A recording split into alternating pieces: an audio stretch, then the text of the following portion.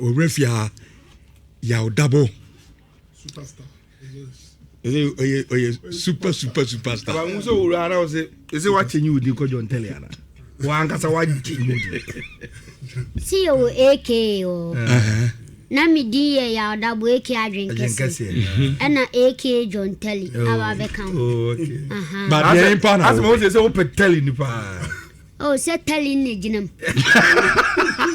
Is that the current though? Any current, any ginam. I see. And also science international. Because more of my followers, I have foreigners. So sometimes I'm speaking, I don't speak Cree, I speak English.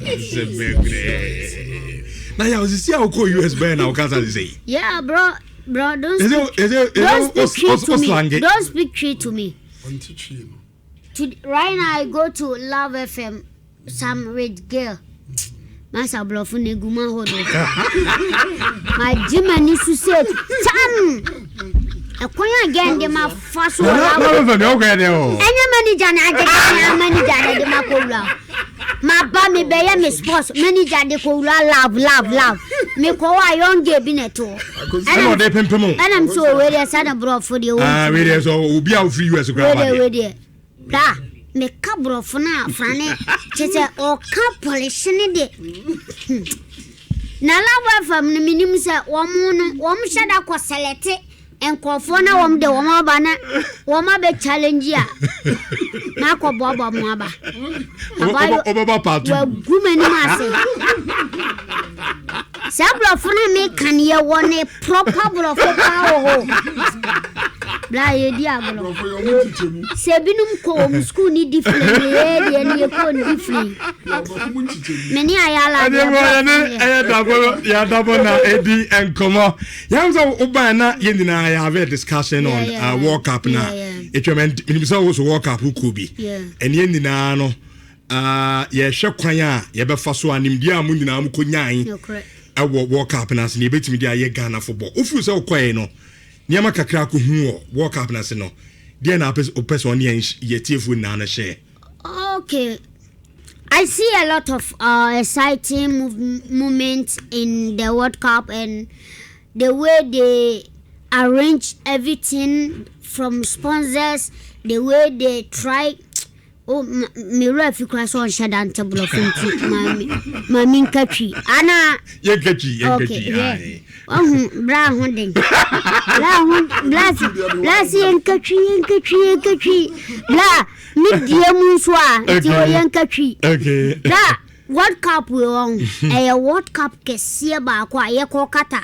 Ba so far so good. Tama World Cup we be starting. Na ye nyine hu ni say World Cup as a straight. Ye huni se nipa betimako na ticket price nipa krabe da ku stadium like said na ye hu bla World Cup we on ye can pay ba World Cup na even behind the stadium na chukula na do me guo no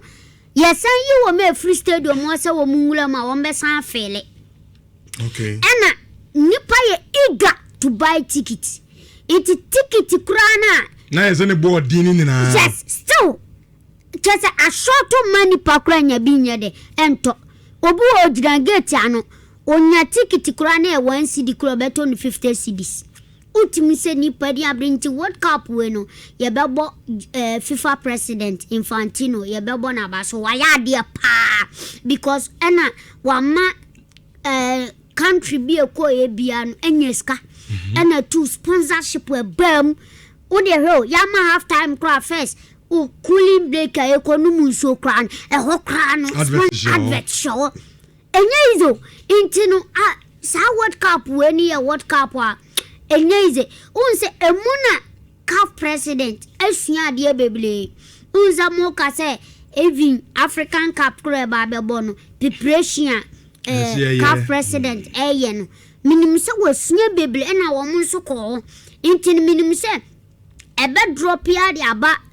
Ghana football because Ghana football no won be ma yensu ehu bibi wo say football no say na adane ko intimi ana hu say more of times na you crab and your friends saying, yeah, papa kettle kleku. Now on anytime you only yes, on FIFA president, FIFA president, and CAF president, into on also any experience be brave every day's World Cup. Into minimum World Cup will be chenny football. But say your opportunity ne Iraq shia. Yeah. And in Niama Kakao Kusian World Cup na. Ghana football, then I can obekache president say oh, Cat, me fancy me godfather. Okay. Ye call World Cup more times no. Na me no me ko hotel obi ya na me ne to ni edidi nkomo. On say ye kase ye wo probi osua de pa untimi ye papa Cat film because time ya no onu nso sua de. Sure. Ena position wenya wo CAF no onu nso pese de ye bibi. Na won se temi e kase adwumanya ba akofo na eye wo ma na wo moye no se ebeye ebegina pi na won se football no ene ti se Ghana ha no ya na sponsors ni bebre entine ma biase into uko sponsor okra se omra me sponsor no ble difficult to ding it is sometimes you know eye nya wo mo fort to get sponsor to Ghana Premier League enti minim se waba no this time no be make sure say a kwambia so no be ma Ghana football so I rich. Okay. Because me catch the last time me share Mr. President of France me bona baso because ka wo de be share Ghana football e ma esan ya akono broso. Sure. Because first oji Ghana Adisa production. Yes. First oji your friend is saying Ghana Premier League. Ghana Premier League 2 billion. Tama media ma je ne first no. Unza media ma oji 2 million 2 billion and it's 200,000 but this season the oje some media man asanje media man asanje no media man je titiskan 2 million Ghana cedi which is 20 billion intino ye be boss abane and try na on support to say the all support ye na Ghana football and fan into my penfla yenso e wo grassroots omonfo wo mani mlaye ho because enyezo division 2 una betwa parkika una betwa referika una betwa nurse foeba chese umma wa ma chiwie na ka wode no enti ama beble kurant mi nye football no enti e be sere se sponsorship no wo munji bi mai yen so ye wo grassroots football na yentimi nature place ne fama wo because uko aman bia so a title ya na grassroots ne kula hu hia wo mo because wo na akra ne betima abo ni yi what I say bu affiliation fee no bon say bebele twetwe wo mo ti adru okra we se ma redro we se mintimi mo ye bokokra we se referee fee mintimi ntwia na nipa na funu de me kan wa ta intienya support bi at the bar because chama kotoro oye na afam de said ye be ye ono so be ma Ashanti region ye football na eden and aban munyam but na ho odin ko antimi nye ti be ye be sere GFA any sponsorship for so omumla no ya motime propose bi ama efe no senka omuhwe sa ne manankeja mimi ni wo mu hia bia me ka kire wo mu se wo mu hwe grass na mo document mo ntro bibi o se me mo fama efe no me no nyame ncha de ya minya opportunity Asia sports minister okay what is honorable Kofi Adams minya da gishan de bia mi shan ka chense honorable football ye pese ye pa ye ntimi grassroots mfim sure because grassroots ehona akran benya ntete ye dia aba sa akran ntimi ahu control pass o grassroots obedru premier nene we ya ntina hu se Ghana ni akura bi obenya da je tu kwantem bia no oba ne bo ne wosoro onimbo o ya Ghana nkran edentini ye fra brasa ye fle wo munyina fra bluchire ye nim sa bluchire fo ne ma wo qualities me pese me komachi ade ba ko tisanka ne ma me grassroots amazado enu se enka me ye grassroots amazado enka bi ye bia me in Canada enka se de ye ma teachers for nurse for ye man for scholarship kwa bluchile kabi ye bia me ama grassroots nkola 30 scholarship kwa bluchile because of every year be the scout from La Masia and we are buying a finance Ayas Fenord Sa Academy a reso sadai sa wame believe in academy no ye kwa Italy England Spain near the scout be 30 aba scout be afa nkule to esen 60 say abani betima finance 30 hu ka na ye de wome ye de akoma academy no enkura wome me finance 10 years 12 years sakro 10 years eko Barcelona La Masia ekusunya dia by 15 years akra no bo betima bo na 17 obebo ana 20 akro 17 years because fancy or 10 years okwa onko no anya 15 years okodi 5 years anu anya 15 years sakra wa kusunya dia 5 years wo La Masia obetima ba bebo ya na 17 ya na 15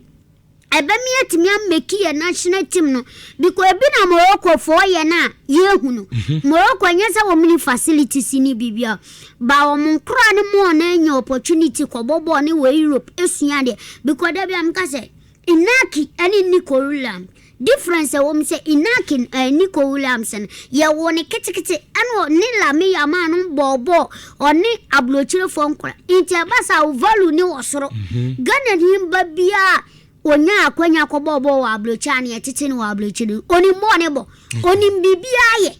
dia me kan wacha itino media dia me kan say ena menya grassroots amazado but nim dia ye wono de bi e ka say wo mu fam pushi so mu framo what is it because na mu fam nim dia ne nkoboa Ghana nkra no wo mu wa talent wo mu nim bo ne bo e kwa ben Ghana so ye ni facilities ye tim di titi place mo because na astotef se team bi wa nene no train wo askwa parks wa eni aye na astotefo internal kwa betwieska inti team no ni opportunity obesan ko train bi inti ye besre mantem team sinyina meme ye Grassroots amazado ye bema astotefo bi aban aye bi a team bi ankura team bi a wa run bi an every week bi atwa so ma wo opportunity 2 times e ma wo training oh Astotefo ne so ne nkwa no enya feeling of football because football no ye make wo park so ye kire wo made what I say aban no kra betima ye third division 3 member say lances D ye betima ye ni free na aban afa ho ka me ye Grassroots amazado ye fan say sa ye koye registration o start lances ye friends me boarding isia lances Dino they starting Dino member government I free obi atimi akwa kusua de okay inti because question bebla ye hu o nkura no If you know, tell them young no. Yes. Apart from no crown, what license D for obi what is it? But so utrieska enye free. Lances D enye free. Almost obi tua. Wo utrieska. I see. Lances D see utrieska. Na way. Na say me say wa wo fa say a Dabo academy. Our friend mama justify. Say we. Me mama enye ono ne mama. Wa kan say wo mama na no friend. Me mama na friend. Ana wa fase uso onya de nto onko adentia someone amuse me papa ket or your family and friends adwuma enti samuse football na family and friends ya ye ni yi amoka ya anya ni yi amoka ye nya ne den because football na me ye ni minjiska free okay benefit amenya wo so ne se me fa good player no watimi abo no watimi asele amame me kasa wa yamabusuani no ni mbo a chenchira me mfa no me ha coach no okay because oyamabusuani a mama na mo afa na me soa na me mami bi be from say o fa asese ball no kra no o mani mobi no I won't do that to justify na say na aka jo no get e won me ka chen say amfa ne ye pikim no ebinum gina che say ball kra ya boy kra ya amfa yen ase ni ti agwana me fra me wo fa ase ni say bla me wo fa ase ni obebo obo no nyaade ma amfa no enti make sure say me wo fa ase kra obebo obo kra ma amfa no wa ofri baby ba enti wo nyaade a me mfa bibia ni wa che say ye corruption or ebia ye bribe na ya fa player they make an order see ye bribe ni for player there ene enka me wo fa sen kwa me ana me jiska ade ye jiska ye free there bla me madwuma me nya family so woni mbo a oba na nkoye me family member ene oni mbo a ade na me consider mombo because sabi me boa bonten so for ade na me fie for me pese me boa no sa kran me wie me di ni ko fie me di ni ko ye no ana minim ne da ba me ma me na frɛ me se enti ko na me ye no me ma me na frɛ me se ma family nua no na aden ana mso ba ne modern boy from wantimi ana ma me so pa me chow ana me se ma da bi yenya ne sa wenya abusunya tim na maka se nti abusunya titima ne di na shim dia me kan waja ana me di me nuane su ko fie no ade wa ko ne se onye regular e wo bo adwuma me nuane se wo ye no me tim fa ntudwa because o wie ss no o peska kakra dia ko into o ye adwuma wo ye no debia wote ye friend say onya training debia o adwuma what I say debia o adwuma enya adwuma nso ye adwuma abeka say e training adwuma ye adwuma wo tefa ako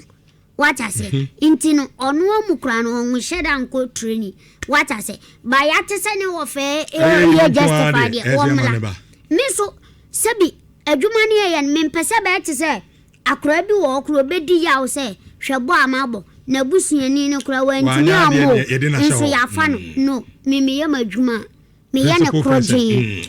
uni mbo wo dey justify there say there na course Dabo Academy bla Dabo Soccer Academy e fla kwanto mbae no emlare but ye pese Ghana nkra ye nim wo ma ye nim se wo me good no me bae ya 2 masandi 2 atukwan awom kobobo abluchire enti no ebi nso besan akọ be 4 krancha 4 besan 2 enti ye hwese ye de niema betu kwam enti nyame ya adoma weekends ya Saturday me ko sahwi me ko sahwi enti sahwi ameba no mesere ye nyina ye mra sahwi yoso sahwi yoso ne ye ba ye sere o sahwi ni ne mpatam abra de Saturday ya no pa 6 unimbo amema dia mesro no udo onimbo amema na age be na ope age ni from 16 to 18 years 16 to 18 yes mesre ye bowie ya Saturday na adichi 26 ya because Saturday 25 26 ye ko inche dade so it mesre unimbo mema shanwe inche mamu ko divoire mamu boda ne so ye sha we inche open am na for 053 12 14 13 627 0531 0531 24 36 27 e wana abefre na justify my shishin bebele because tamoreme iti ye wie wona mensa mafio ye tuom ye kobuna hafo na bura hafo ne ye kone nso ye sen kwatachiman 28 ya Tuesday next week tachiman 28 tachiman 4 ye ba ye besere unimbo ahia yen ye wie ya ye konkranza enkranza fo nso ye besere mu hia yen enkranza ye wie enkranza 29th na ye kwa adwira 30th iti adwira fo nso munye ye wie ko wie wa tabubu that is 1st August atebubu 1st August unim sa atebubu me nkoda na wo maflame yenimbo enti ye besere mo amo yeji mo amo ben atebubu unimbo ba mesere obla ba nim sa wo nyaade a memba enkofa shubi nkofa jina bibma because be permanent temporary me lifestyle but me real I'm real I don't fake Inti mesre mame mo bona mani namba na infantry tachimai mesro o pesa o fra tachimai fo no e bia wo ba wa yira tachimai na manini 0244 91 9067 0244 91 9067 anase atebubu nso eye 0550 411 0550 411 476 476 in the chat to a table 0550 411 476 and yo and kranza 0554 0554 in kranza 900 900 280 and kranza intimesere numbers ne doso